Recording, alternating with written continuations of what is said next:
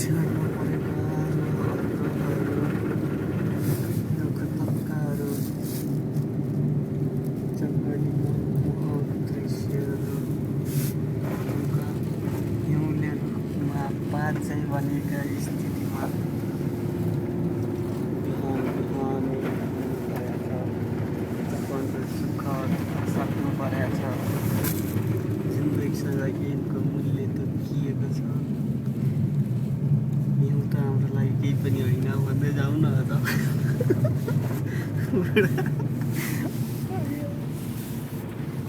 बुढाले video खिचेको भनेको त्यस्तै संसारको नयाँ अनुभवको लागि यो पनि हाम्रो लागि केही छैन होइन र उहाँमा त पानीमा खेलिन्थ्यो यहाँ हिउँमा खेलिएको छ बस त्यति नै फरक छ जमेको र बगेको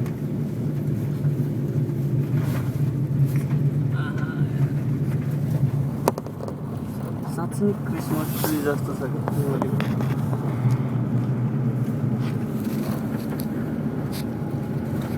यो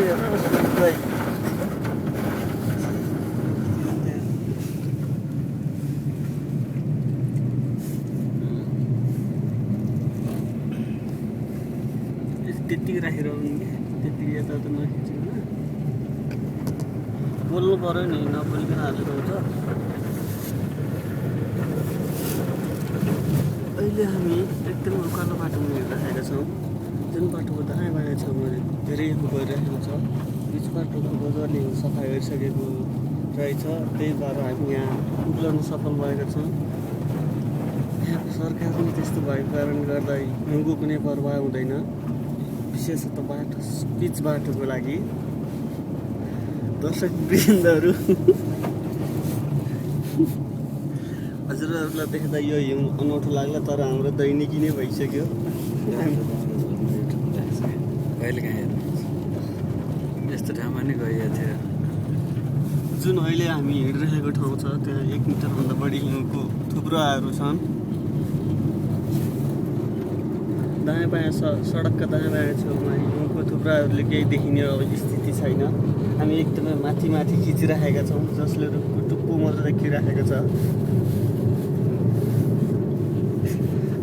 धेरै त भन्दैन हौ well thank you for your speech by